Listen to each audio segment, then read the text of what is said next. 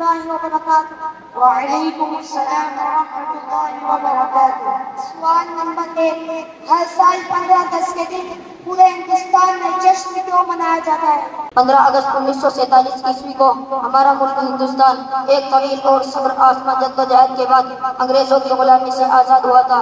اسی آزادی کی خوشی میں ہر سال پورے ملک میں جشن منایا جاتا ہے۔ استقلت بلادنا الهند من عبودية الإنجليز في 15 من أغسطس سنة 47 و900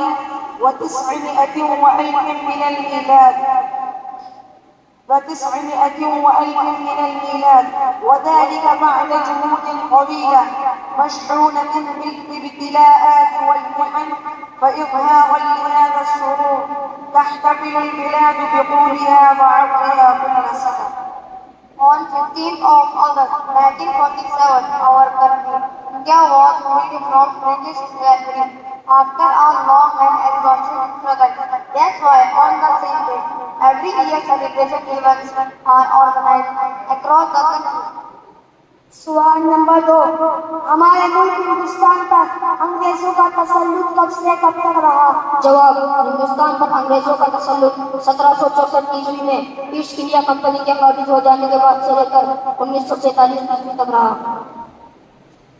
استمر تسلط الإنجليز على الهند من استيلاء شركة الهند الشرقية عليها سنة 64 و700 وألف من الميلاد إلى سنة 47 و900 وألف من الميلاد. India was ruled by the British from the same time taken over by the East India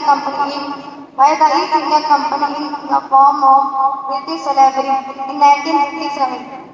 سوال نمبر 3، جہاد آزادی کا فتویٰ کس نے اور کب دیا؟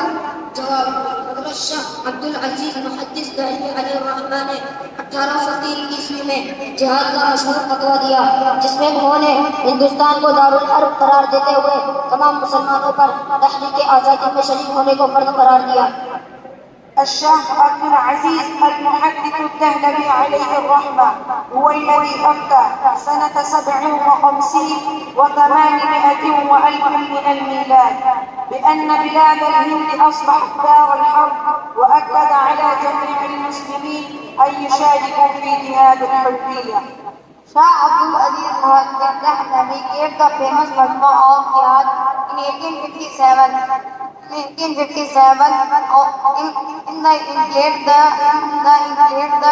Freedom movement of the Muslims to participate in the freedom movement. سوال نمبر 4، علماء دیوبند نے انگریزوں کے خلاف سب سے پہلی جنگ کب لڑی اور ان کے امیر کون تھے؟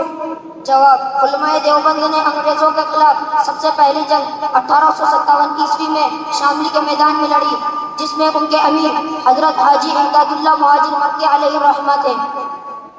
علماء دیوبند قد حاربوا الإنجليز أول مرة في ساحة الشام سنة 57 و800 وألف من الميلاد، وكان الحاج إمداد الله عليه الرحمة قائدا لها.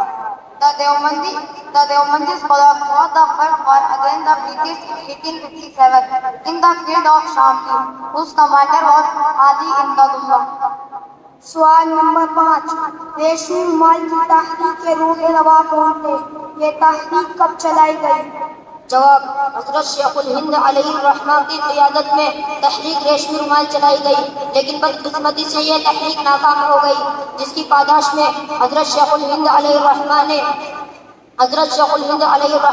اور ان کے رفقا کو گرفتار کر کے مالٹا کی جیل میں من الميلاد، ولكن فشلت من سوء الحظ وتم اعتقاله واعتقال أصحابه وزدوا في السجن مع الله.